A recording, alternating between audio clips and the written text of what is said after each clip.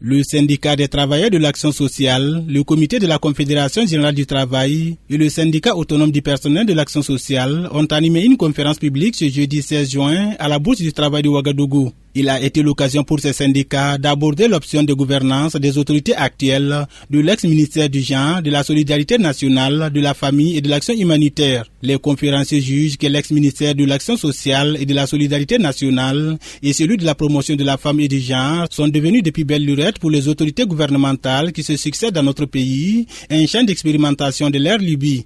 Si vous vous rappelez, à la date du 12 avril, à la rencontre avec le Premier ministre, il a même invité ses ministres à faire ressortir les dossiers des préoccupants des travailleurs sociaux et de voir avec les partenaires sociaux dans quelle mesure ils pourront quand même trouver solution à ces différentes préoccupations et de privilégier le dialogue social afin de permettre quand même la bonne marche de la transition.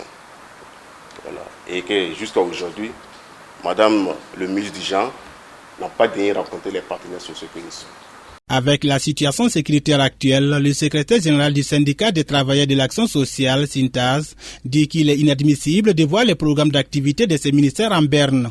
Si on prend la situation nationale telle qu'elle se déroule, les travailleurs sociaux, les professionnels de la promotion du genre sont parmi les premiers à être sur les lignes, sur le terrain. Nos services sont les premiers sollicités quant à recueillir les personnes déplacées, les personnes qui sont victimes des attaques. Et nous pensons qu'on ne devrait pas mettre cette institution-là au point mort.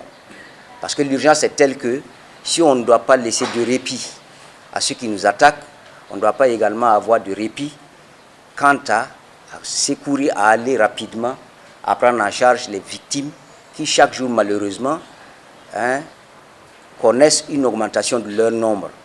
Et du coup, nos travailleurs déjà sont débordés sur le terrain, il faut le dire, parce qu'on l'a signalé tantôt, c'est un ministère qui déjà est en proie à l'insuffisance des moyens humains, matériels et financiers. Et s'il faut encore dans son fonctionnement mettre un temps mort, je crois que les attaques terroristes n'attendent pas. Je crois que sur ce plan-là, véritablement, on n'avait pas besoin d'une scission.